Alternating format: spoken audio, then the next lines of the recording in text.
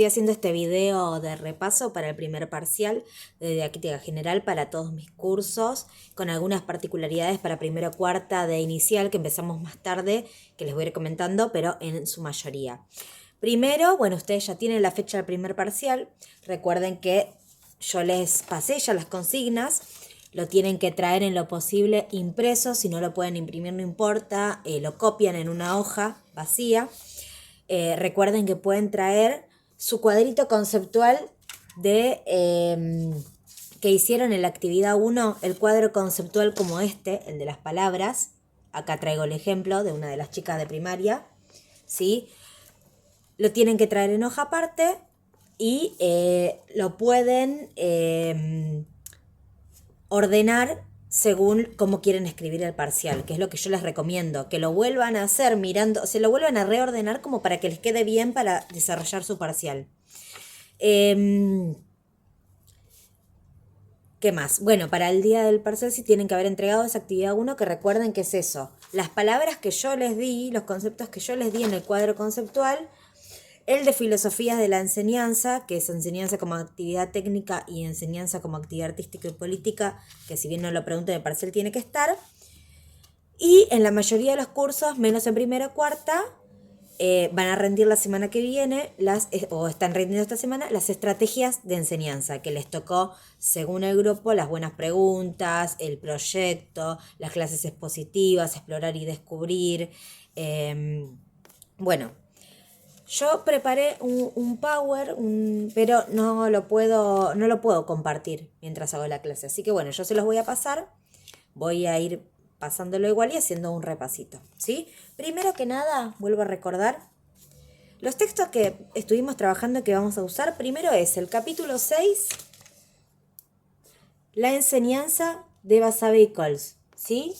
Como les había dicho, lo más importante de este texto es la introducción, páginas 126, 127, 128, 129 y 130. Hasta ahí es lo más importante. Es poquito, pero eso tiene que estar bien, bien afilado porque a partir de ahí se desarrollan un montón de las preguntas. Después yo les había dicho en la mayoría de los cursos que agregaba el capítulo 5, que está en la página 141, la enseñanza y el docente. Si bien no voy a preguntar específicamente, yo les recomiendo porque explica un montón sobre las características de enseñanza. Van a ver que dice, la enseñanza es la acción de un docente, la enseñanza está orientada al logro de finalidades pedagógicas, el aprendizaje. Bueno, toca un par de temas que les va a ayudar a ampliar la escritura, que es la idea, que sí, que sea un parcial desarrollado, bien escrito. Se me cayó la botella. El segundo texto que vamos a trabajar, se cayó por la escalera, que trabajamos, pero que entra en el parcial, es este, Enseñanza y Filosofía de la Enseñanza, capítulo 5. Recuerden que este es otro libro, ¿sí? La enseñanza, capítulo 6, Basabe y Coles, es un libro.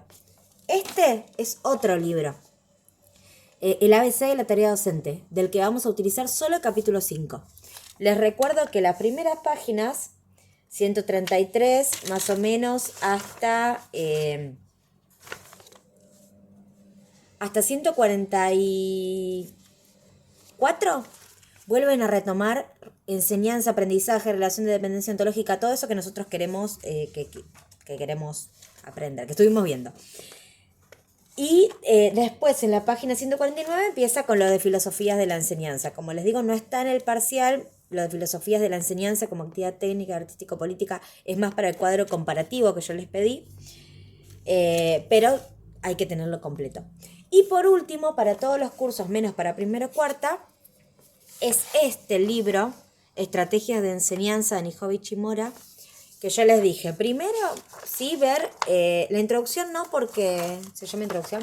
Sí, no, porque habla de la estructura de los capítulos. Pero en el capítulo 1, cómo enseñamos las estrategias entre la teoría y la práctica, yo les recomiendo leerlos porque les habla de qué son las estrategias de enseñanza.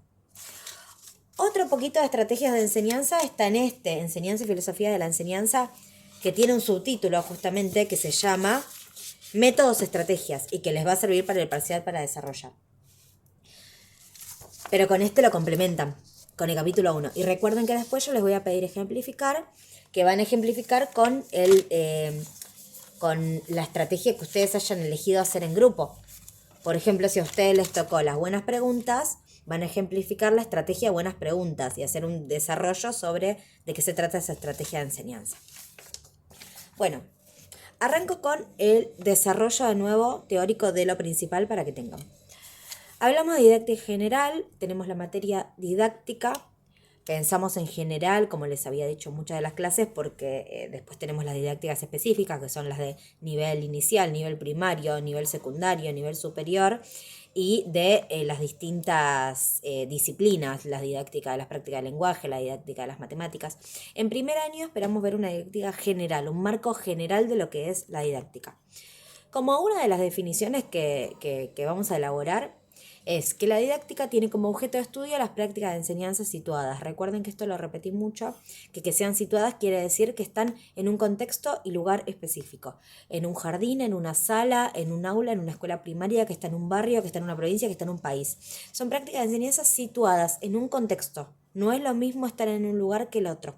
Esas prácticas de enseñanza tienen que estar situadas, que abarca principios teóricos, modelos comprensivos, estrategias articuladas dirigidas al desarrollo, mejora o cambio de las acciones de enseñanza. Nosotros vamos a ser docentes, queremos enseñar y enseñar cada vez mejor y enseñar bien. Entonces queremos desarrollar, mejorar o cambiar nuestras estrategias de enseñanza. Pero para esto tenemos que empezar por el principio. ¿Y qué es el principio? ¿Qué es la enseñanza? ¿Qué es la enseñanza? Como dice en la introducción del texto de Basa-Eccles, decimos enseñanza para muchas cosas, el ejemplo que siempre uso de la vida te enseña, o me enseñaron a hacer esto, sin tener muy claro a qué se refiere a enseñanza. Utilizamos entonces la palabra enseñar, yo mientras voy leyendo pedacito del Power y voy explicando para que ustedes lo tengan a mano y vayan con las dos cosas. Utilizamos la palabra enseñar con múltiples sentidos, sin tener mucha claridad sobre sus características específicas. Por ejemplo, el decir la vida te enseña. Esto es lo que yo les decía. Entonces, ¿qué es la enseñanza? Primero tenemos que definir qué es la enseñanza. Para establecer los rasgos básicos y comunes a la diversidad de situaciones designadas como enseñanza, utilizamos la definición genérica, que es la definición que acura Gary Fentesmacher, citan a este autor, que lo citan en Basa-Eccles, en el capítulo 6 de la enseñanza, que es la definición que nosotros queremos para decir acá hay enseñanza y acá no. El ejemplo que yo les daba es, si yo voy al kiosco a comprar algo, estoy haciendo hay un proceso de comunicación, estoy haciendo un intercambio, un producto por dinero, pero no tengo una persona que enseña, no tengo una persona que aprende y un contenido de la transmisión. Entonces, ahí no hay enseñanza, ahí hay otro tipo de intercambio entre personas comunicativo. Entonces, la definición de enseñanza, según Gary, es un intento de alguien de transmitir cierto contenido a otra persona, y que involucra tres elementos, lo que llamamos la tríada didáctica. Alguien que tiene un conocimiento, alguien que carece de él, es decir, alguien que no lo tiene, y un saber o contenido de la transmisión. Y en algunos casos hablamos de la cultura. Entonces, esta definición es lo que yo les digo, nos va a decir, acá hay enseñanza, acá no, acá hay enseñanza, acá no. Es la definición general, es una de las definiciones generales, pero es la que nosotros tomamos. Dice que tiene que haber estas tres cosas para que haya enseñanza. Alguien que enseña, alguien que aprende o que quiere aprender, que está en la disposición, lo mismo alguien que quiere enseñar, y un saber o contenido de la transmisión. Esas tres cositas tienen que haber para que haya enseñanza. Una primera definición. Piensen la definición genérica como una definición general. Después, en el otro texto, el de Filosofía de la Enseñanza, agrega, Silvina Girs y Mariano Palamiesi, que son los otros autores, dicen que no es suficiente con la díada docente y alumno, ni con la tríada docente-alumno-contenido, y agregan un cuarto elemento que nosotros lo podemos pensar desde otro tipo de definiciones. Yo les diría que lo dejemos en la definición elaborada genérica porque nos sigue hablando de qué es enseñanza. Lo que agregan es que tiene que haber un problema, formando un cuadrado, ¿no? En este caso lo pensaríamos. ¿Qué significa ese problema? Que el contenido solo toma sentido si resulta significativo para la resolución de algo que resulta un problema para el aprendiz. Y el aprendiz logra resolver un problema cuando establece relaciones significativas entre los recursos que ofrece el docente y el problema en cuestión. Yo retomo el ejemplo que había dado de inicial. No es lo mismo yo querer enseñar el contenido tamaño, que es más grande y que es más chico, mostrando solamente este cuadrado es más chico que este, que ofrecer ese contenido a través de un problema. cómo tenemos que armar un castillo para una escenografía o tenemos que armar una torre, y preguntando y trabajando con los niños sobre, bueno, cuál de los cuadrados iría abajo, cuál arriba, para que ellos se vayan dando cuenta cómo les sirve poner el más grande abajo y el más chiquito arriba. Lo mismo para la resolución de un montón de otros contenidos, ¿no? Se piensa esta concepción de problema. Amplía un poquito más la mirada, pero vamos a tomarlo también como definición genérica, ¿sí? La definición general.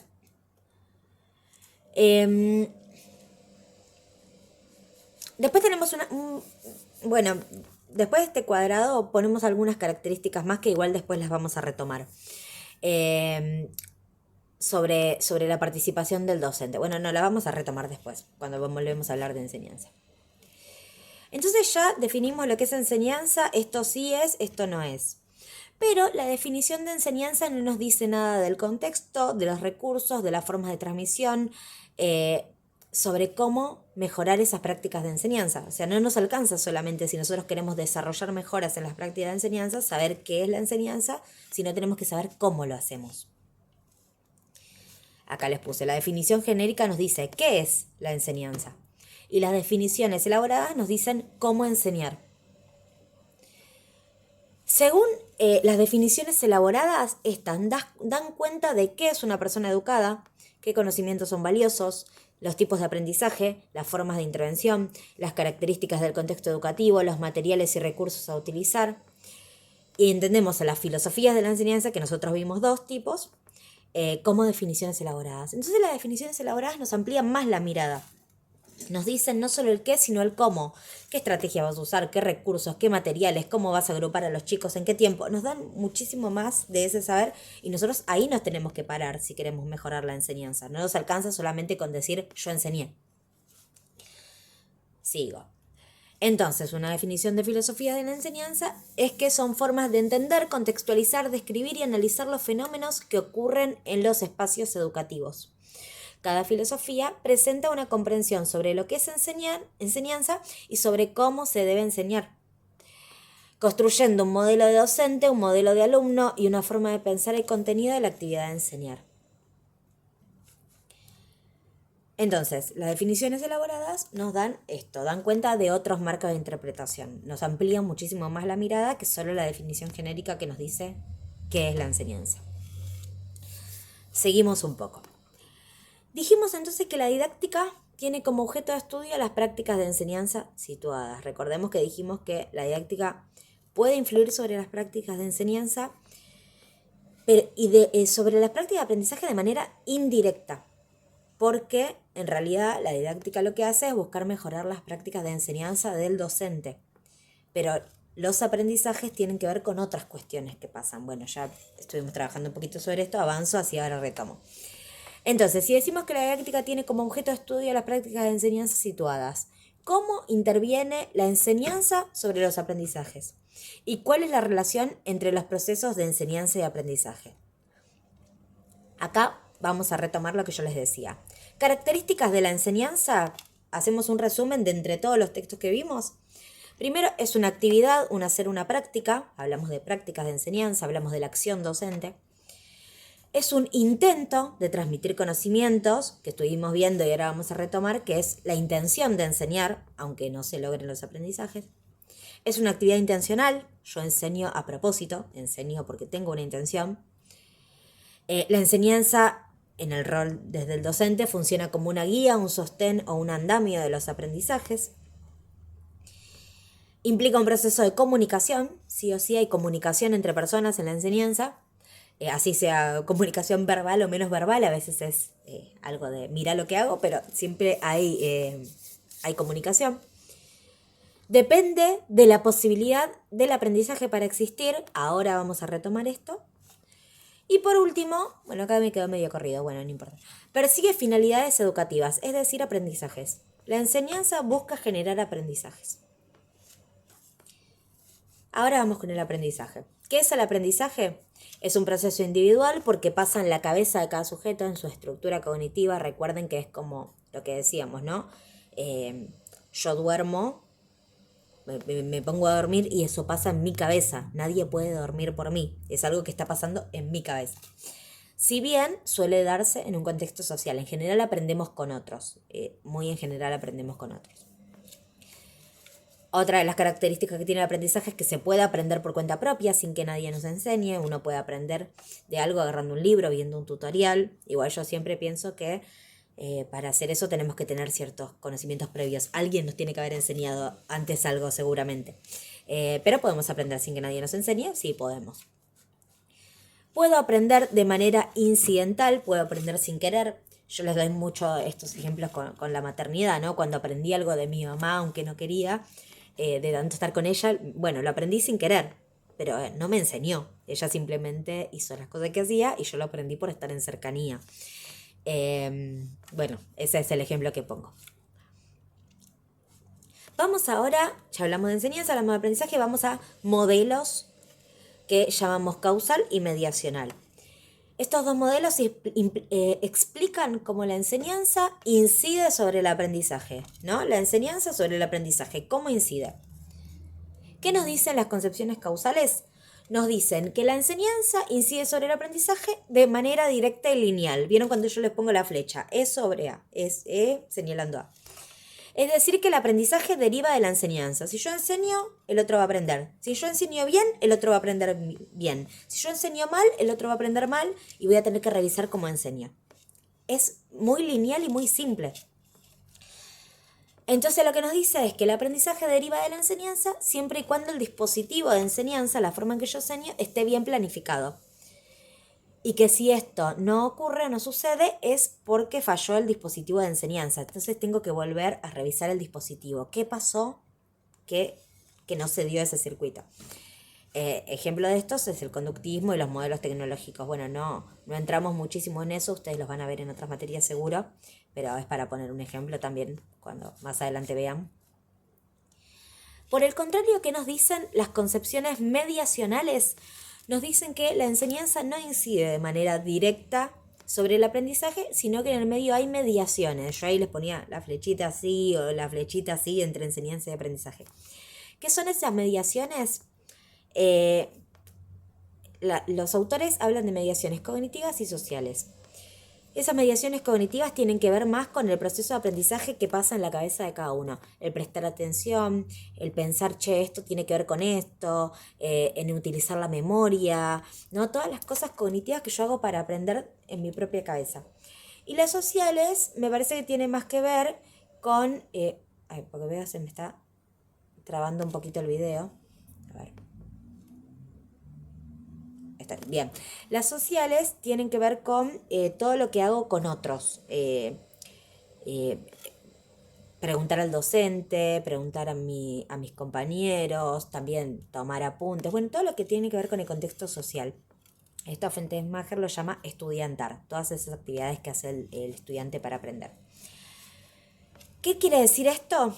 Pone una mirada en el aprendizaje, en las formas que aprende el estudiante, que quizás los modelos causales no, pero no le quita responsabilidad de esto al docente. Esto no quiere decir, bueno, entonces queda en el estudiante si aprende o no.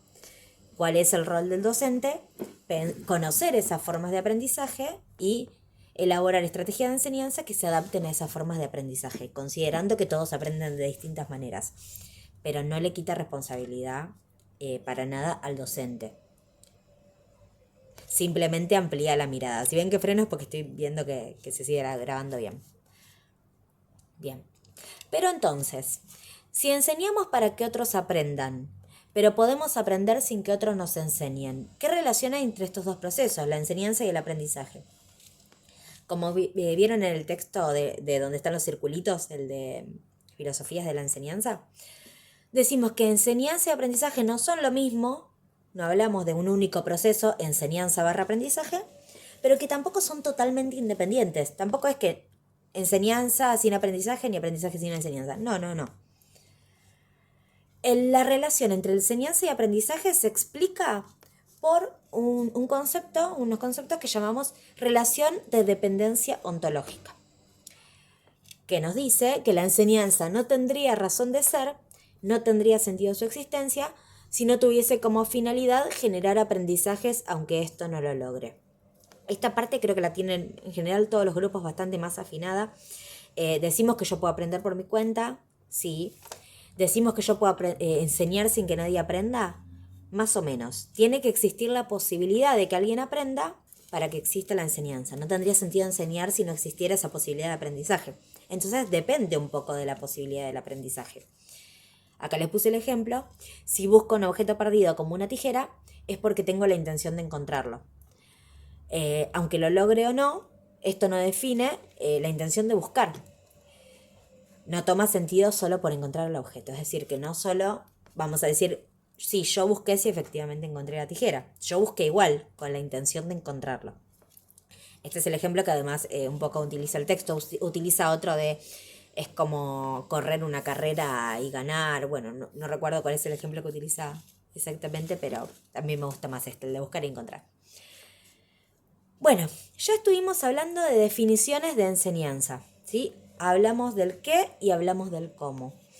El cómo lo pensamos desde las filosofías de la enseñanza. Y tenemos que saber que también cada una de estas filosofías de la enseñanza tiene miradas sobre cómo enseñamos.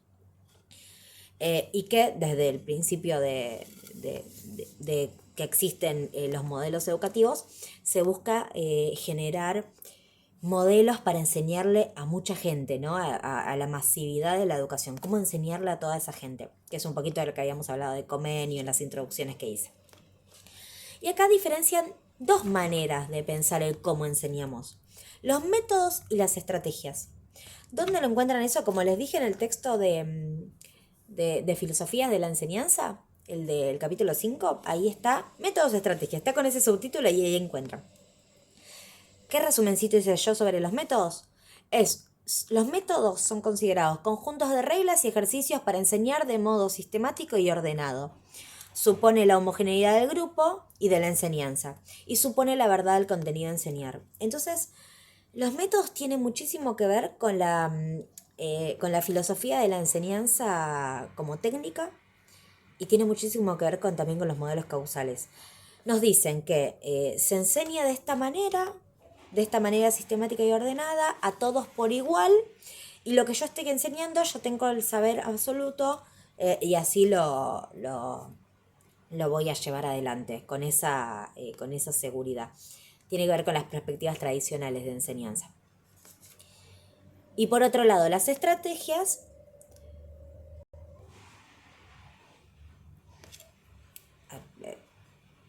voy probando, sí, ahí está. Las estrategias son el conjunto de decisiones que toma el docente siguiendo su propio juicio profesional, posicionándose en determinada filosofía de la enseñanza. Bueno, ¿qué piensa sobre la enseñanza? ¿Qué piensa sobre el alumno? ¿Qué piensa sobre ese contenido o esa verdad?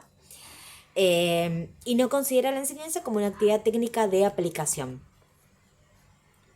¿Por qué yo pido en el parcial fundamentar por qué pensamos en estrategias y no en métodos? Justamente porque nosotros hablamos de perspectivas de enseñanza, de didáctica, como una perspectiva que estudia las prácticas de enseñanza situadas. Hablamos de un contexto. Y hablar de ese contexto implica hablar justamente de un montón de cuestiones, ¿no? De qué tipo de alumno tengo enfrente, de qué tipo de institución estoy, cómo creemos que se aprende, qué pensamos de esos tipos de aprendizaje. Bueno, tenemos que ampliar muchísimo más todavía, nos quedan muchas unidades todavía de didáctica, pero es el primer acercamiento para pensar en qué marco nos vamos a parar. No nos vamos a parar en el marco de métodos que son recetas, ¿no? Que igual que yo enseño acá, voy a enseñar acá, igual que yo enseño, sino que nos vamos a parar desde una mirada que considera un montón de cuestiones más, además de mi método para enseñar. Es muchos ejemplos que ustedes me trajeron, ¿no? De qué pasa cuando yo tengo planificado algo y quiero seguirlo a rajatabla y después me encuentro con que la realidad es otra. Bueno, planificar y querer cumplir a rajatabla es una dificultad muy grande que tiene la docencia en general, porque si bien la planificación es una hipótesis, pensamos en la posibilidad de que algo nuevo irrumpa, de que algo pase. Y tiene que ver con el saber docente, poder tomar estas intervenciones, poder tomar estas cosas que irrumpen para mejorar esas prácticas de enseñanza. Pero bueno, no me quiero explayar mucho porque quiero ir puntualmente a cada punto. Y por último, bueno, en la última diapositiva les puse esto, ¿no? Que pensar la didáctica desde una perspectiva situada no supone desconocer los problemas técnico-instrumentales, no supone desconocer que tenemos que agarrar el diseño curricular, que es el librito que nos dice que hay que enseñar en el nivel inicial o en el nivel primario, ni cómo voy a planificar, ni qué objetivos, ni qué propósitos. Pero no pensar que hay recetas universales para esto, universalmente válidas para todos, sino que es importante desarrollar una práctica profesional reflexiva, situada, contextualizada, que considere que hay distintos tipos de aprendizaje, considere que puede usar variedad de estrategias. ¿Sí? Esta es un poco la mirada que les quiero compartir y que quiero que empecemos a utilizar para reflexionar sobre cómo van a ser las prácticas de enseñanza que incipientemente van a desarrollar muy pronto. Bueno, con todo esto lo desarrollado, pueden responder perfectamente. Lo vuelvo a leer las preguntas del parcial para ir retomando un poquito los puntos. Decimos que la didáctica es la disciplina que tiene como objeto de estudio las prácticas de enseñanza situadas y busca mejorarlas. Eso no se responde a la pregunta. ¿Qué características adquiere la enseñanza según la definición genérica? ¿Qué otras características tiene? ¿Y por qué pensamos en definiciones elaboradas y con qué fin? Recuerden que es esto, ¿no? Pensamos en definiciones elaboradas porque son ellas las que nos van a dar todos los marcos interpretativos, valorativos, el rol del docente, el rol del alumno, el conocimiento, para mejorar, desarrollar esas prácticas de enseñanza. Si yo me quedo con la genérica solamente, no me alcanza para mejorar esas prácticas de enseñanza. Pero eso desarrollen, por eso digo la lectura es importante. Sigue. Si la enseñanza y el aprendizaje no son un mismo proceso, pero tampoco son totalmente independientes. Perdón que me está sonando el lavarropas.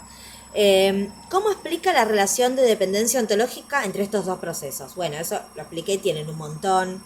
Ahí me hablan de enseñanza, me hablan de aprendizaje, por qué no son lo mismo, pero qué tienen en común, qué dice la relación de dependencia ontológica. Vamos bien. Punto B, concepciones causales y mediacionales, ¿sí? Los modelos que buscan explicar cómo incide la enseñanza sobre el aprendizaje. También lo vimos y también lo saben. Así, a grandes rasgos, ustedes lo tienen que desarrollar, ¿sí? La concepción causal habla de una forma de intervención de la enseñanza directa sobre el aprendizaje, y las mediacionales hablan de no directa, hablan de mediaciones sociales y cognitivas,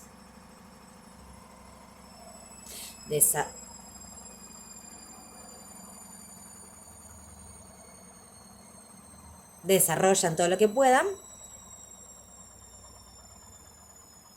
Y por último, ¿por qué motivo pensamos en estrategias de enseñanza y no en métodos? También estuvimos hablando de esto. También pueden relacionar con las filosofías de la enseñanza. Tienen mucho material en el de filosofías de la enseñanza, métodos y estrategias. Y para todos los cursos, menos primero cuarta que no lo vimos de inicial, tienen en el capítulo 1 de estrategias un poquito más. Desarrollar esta mirada y ejemplificar también todos los cursos menos primero cuarta inicial van a ejemplificar con la estrategia que ustedes eligieron y que dieron su exposición oral. Las buenas preguntas, ¿sí? Ya tengan medio pensado y armado todo lo que van a escribir. Como les dije, pueden traer su cuadrito en hoja aparte. Pueden traer 3 o 4 oraciones escritas, pero no todo escrito, para que sea justo para todos, ¿sí?